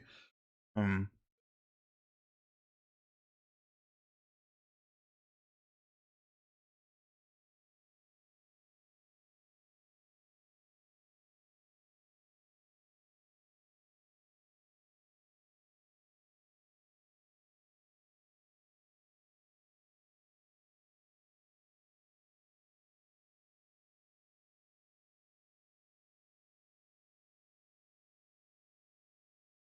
Ok. Et, donc oui, on se rend au 142, c'est ça.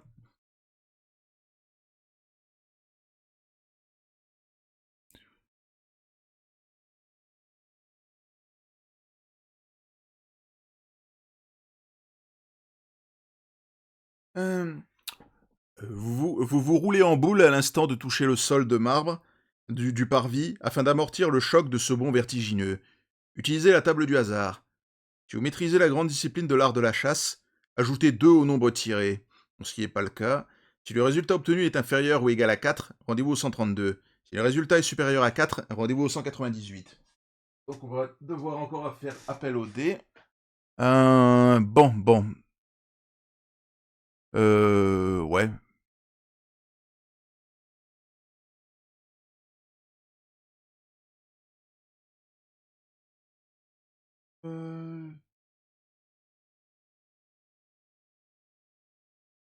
Euh, donc ok. Alors dé. Donc on lance. 1. Aïe, pas de bol là cette fois-ci. Ouais. Bon.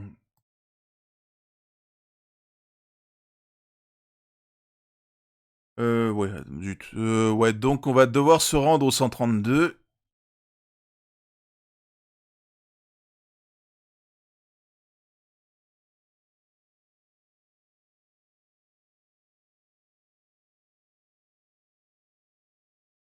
En dépit de toutes vos précautions, l'impact est trop violent à l'instant où vous touchez le sol et vous atterrissez avec une épaule meurtrie et une cheville foulée. Vous perdez 3 points d'endurance. Vous faites appel à vos facultés maniacales de la science médicale pour mieux supporter la douleur et, boitillant d'un pied, vous foncez vers les portes ouvertes du palais. Rendez-vous au 155. Par contre, justement, je vais commencer à utiliser les 10 points de la science médicale que l'on possède un peu pour nous remettre sur pied. Oui, pour nous remettre un peu sur pied, parce que bon, c'est vrai que là, on a quand même perdu beaucoup en l'espace de peu de temps. Bon, faut que je répercute sur la feuille d'aventure. Euh,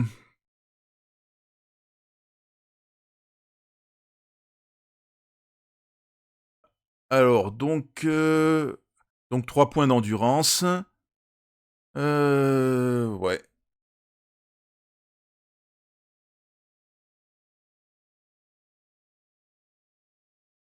ouais, c'est bien ça. Oui, il nous en reste 21. Donc à peu près, on est à moitié. Ouais, oui, il nous reste la moitié de nos points d'endurance, du coup. Ah oui, excusez-moi, oui, j'ai oublié, voilà, oui, d'afficher. Voilà, comme je vous dis, on avait 24 points d'endurance, voilà, oui, il me semble. Donc après, voilà, je les ai réduits. Donc de 3, oui, on passe à 21. D'accord.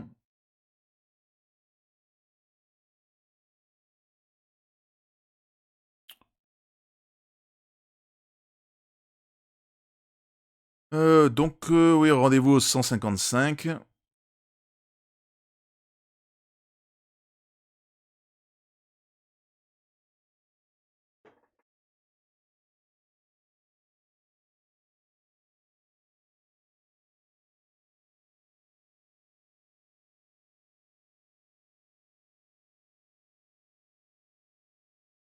Vous franchissez au pas de course le large pont de pierre qui enjambe les douves asséchées de la forteresse. Une grande place s'ouvre devant vous, flanquée par trois côtes de bâtiments, flanquée sur trois côtés de bâtiments municipaux et de boutiques, et sur la quatrième de baraquements et d'écuries. La cloche qui sonne l'alarme réveille les habitants de la place.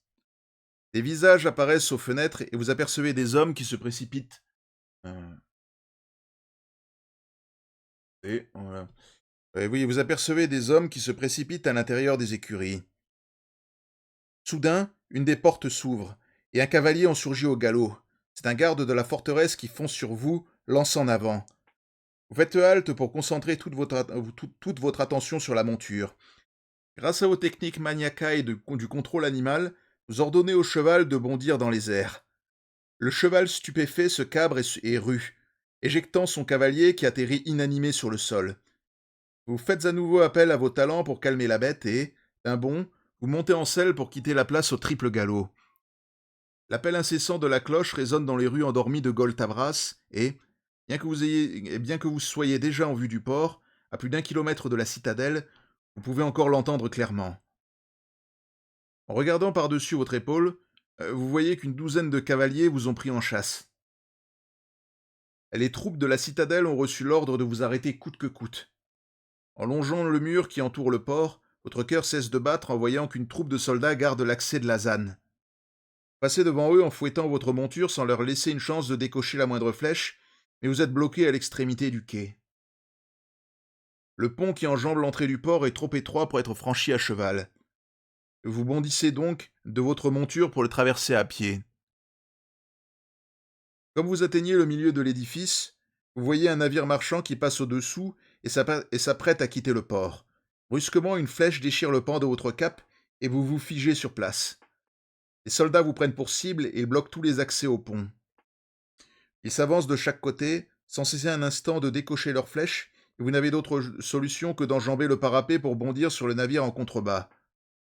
Si vous maîtrisez la grande discipline de la magie des anciens et si vous souhaitez y recourir, rendez-vous au 193. Bon, on ne la maîtrise pas. Si vous maîtrisez la grande discipline de l'alchimie Kai et si vous souhaitez y recourir, rendez-vous 26. On ne la maîtrise pas non plus. Sinon, rendez-vous au 63. Donc oui, on va devoir se rendre. Oui, on va devoir se rendre. Oui, par conséquent, au 63. Donc j'attends juste la fin de la pub.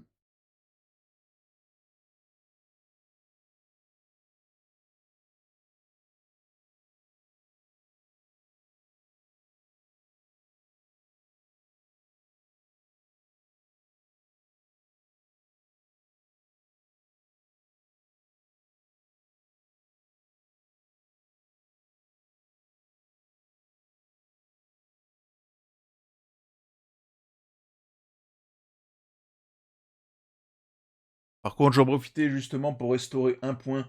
Je restaurais, oui, un point d'endurance. Ouais, voilà. Voilà, oui, de me rappeler, puisqu'on a fait un paragraphe. Oui, le principe, c'est qu'avec la science médicale, la discipline maniacaille de la science médicale de base, oui, justement, avec la discipline de la science médicale de base, oui, on peut récupérer jusqu'à 10 points d'endurance par aventure et par paragraphe parcouru sans avoir livré de combat. Donc, je vais commencer déjà à le répertorier dès maintenant. Voilà.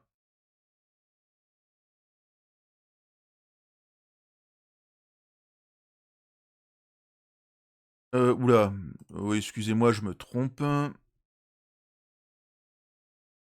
Donc voilà, on passe de 21 à 22 points d'endurance.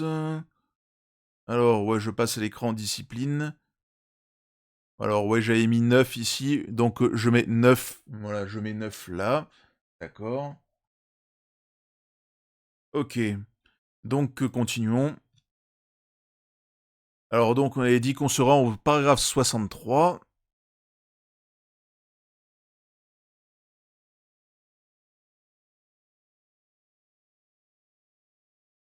Vous sautez du parapet sous une nuée de traits meurtriers. Utilisez la table du hasard. Si vous maîtrisez la grande discipline de l'art de la chasse, ajoutez 1 au nombre tiré. Bon, ça ne sera pas le cas. Si vous maîtrisez la grande discipline de l'invisibilité, ajoutez 2 au nombre tiré. Ça, par contre, oui, ça, on a le bonus. Si le résultat obtenu est 0 ou 1, rendez-vous au 162.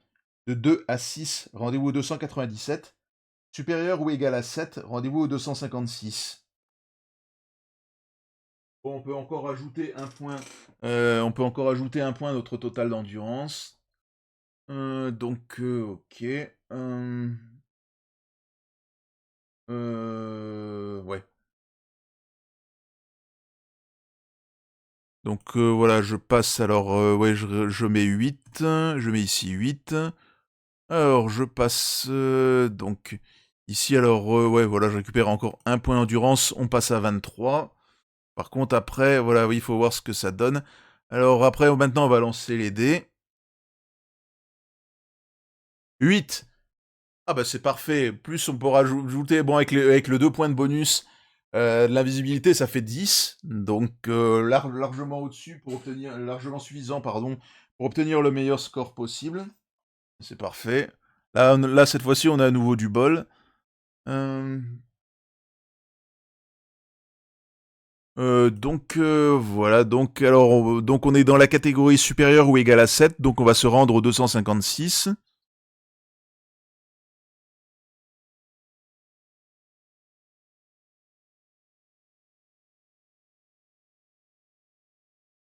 Le pont du navire s'approche à une allure vertigineuse quand, l'instant d'après, une violente douleur vous parcourt le bras droit. Une flèche vous a entaillé le poignet et vous perdez 2 points d'endurance. Rendez-vous au 280. Bon, ça aurait pu, là encore une fois, ça aurait pu être pire. Bon, faire avec. Hop.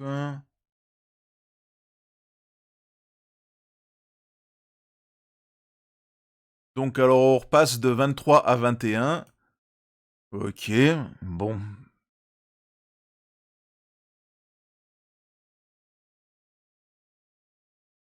Et donc, oui, on se rend à 280.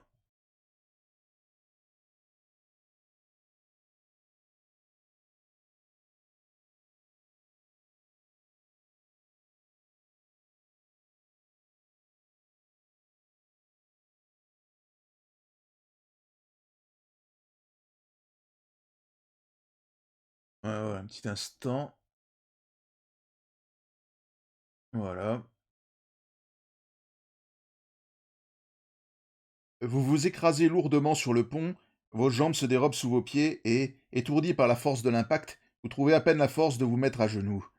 D'instinct, vous portez la main à votre arme.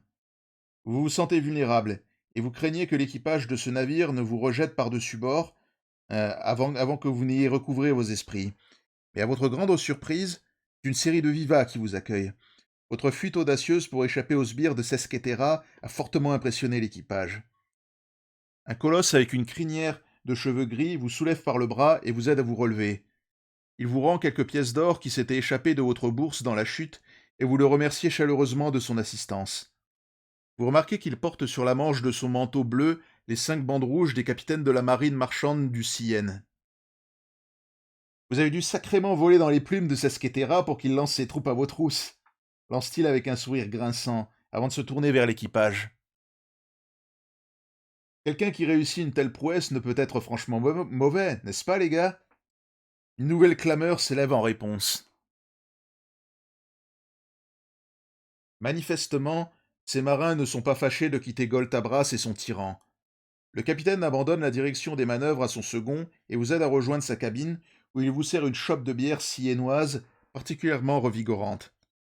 En dépit de sa couleur vert-de-gris, ce breuvage se révèle délicieux, et tout en le dégustant, vous apprenez que vous êtes sur le Lutin des mers, commandé par le capitaine Radiard. Il transporte une cargaison de laine et de tissus à destination du port de Massama, qu'il compte rallier dans 8 jours. Il espérait vendre la moitié de la cargaison à Goltabras, mais les taxes exorbitantes et l'attitude des habitants l'ont poussé à repartir au plus vite. Son pays, le Sienne, traite avec le Sommerlund depuis des siècles. Radiard estime votre pays et son peuple, et il se déclare fier d'avoir un de ses représentants à son bord. Vous le remerciez chaleureusement de son hospitalité, et vous vous sentez obligé de payer au moins le prix de la traversée. Si vous possédez une couronne siennoise, rendez-vous au 333. Si vous ne possédez pas cet objet spécial, rendez-vous au 123. Oui, pour être précis, oui, juste à titre de précision, la couronne siennoise, c'était un objet spécial que l'on pouvait éventuellement acquérir en empruntant un chemin spécifique dans le livre précédent, le voyage de la pierre de lune, pardon. Voilà, je dis juste pour prévenir. Bon, naturellement, bon, là, enfin, disons là, on l'a pas récupéré. Bon, malheureusement, là, par conséquent, bon, on va se rendre au 123.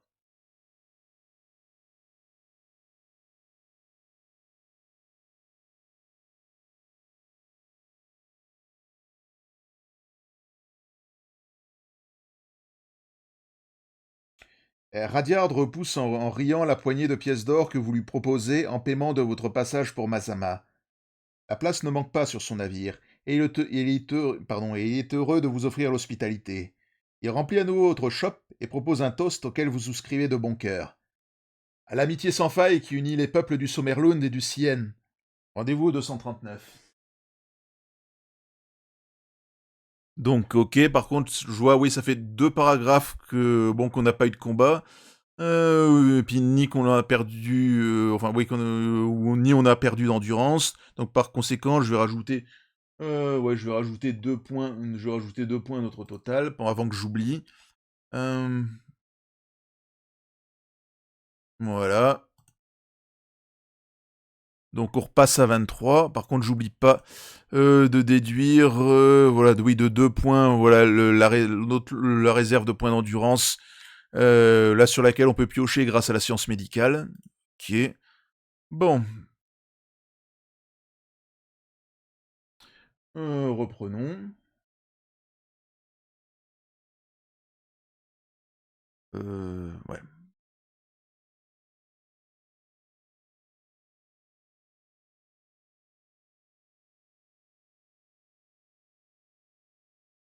Euh,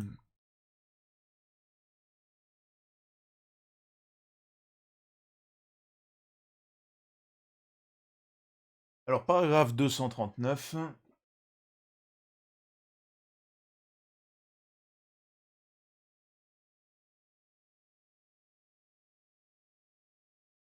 Euh, Lorsque vous regagnez le pont principal du lutin des mers en compagnie du capitaine, le port de Tabras n'est plus qu'une petite tache blanche à l'horizon. Votre fuite audacieuse est encore sur toutes les lèvres, et chaque homme d'équipage s'empresse de vous serrer la main, tandis que Radiard vous fait les honneurs de son navire. Les Siennois sont un peuple amical doté d'un solide sens de l'humour, et vous vous réjouissez de passer les prochains jours en leur compagnie.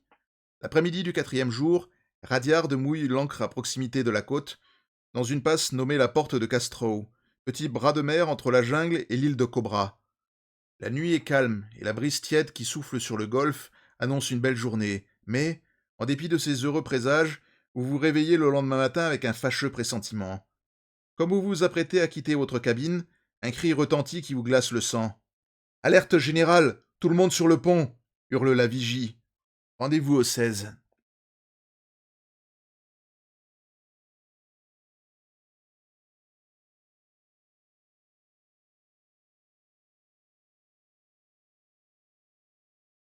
Ok. Donc on sera en paragraphe 16.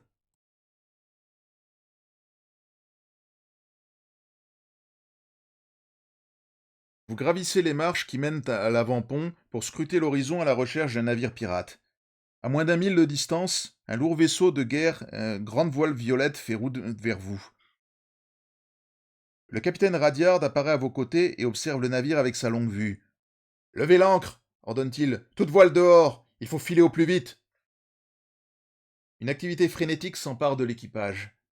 Vous demandez à Radiard la raison d'un tel remue-ménage, et il répond sans quitter un seul instant le vaisseau des yeux. C'est le Triasus, le navire amiral de Sesquetera, dit-il. Il est repérable entre tous avec ses voiles rouges. Le tyran doit avoir de bonnes raisons de t'en vouloir pour envoyer le fleuron de sa flotte à tes trousses. Le lutin des mers file toute voile dehors sur les flots translucides de la porte de Castro. Ah ouais, attendez. Voilà, oui que je change de page, ouais. Mais le Triasus est plus rapide, et il se rapproche jusqu'à être seulement à une trentaine de brasses. Les Siennois montrent les poings et invectivent leurs poursuivants, mais leurs cris cessent en voyant une double rangée de canons. Une bordée est tirée au ras des voiles en guise de semonce, et la voix de Sesquetera s'élève, amplifiée par un porte-voix. Livrez-moi l'homme du Nord, hurle-t-il, ou bien je vous envoie par le fond. Radiard se tourne vers vous, le visage livide. Il sait qu'il ne pourra pas distancer le Triasus et que Sesquetera n'est pas homme à lancer des menaces en l'air. Si vous désirez vous livrer à Sesquetera pour épargner le navire de Radiard et son équipage, rendez-vous au 113. Si vous préférez abandonner le lutin des mers et tenter de rallier la côte à la nage, rendez-vous au 92. Alors donc voilà le choix qui se présente à vous. Ouais, soit on se livre à Sesquetera, oui, pour épargner le navire, ou bien si on abandonne celui-ci, voilà, si on se jette à l'eau et qu'on essaye de rejoindre la côte à la nage. Voilà, c'est le choix qui se présente à vous. Et d'ailleurs, je pense que, voilà, quand je regarde l'heure, c'est sur ce choix-là que nous allons terminer l'aventure de ce soir. Donc c'est pour ça. Donc voilà, j'attends juste, voilà, oui voilà, oui que vous prenez votre décision, comme ça, voilà ouais, que ce soit informé, et voilà, oui, que l'on sache où reprendre la prochaine fois.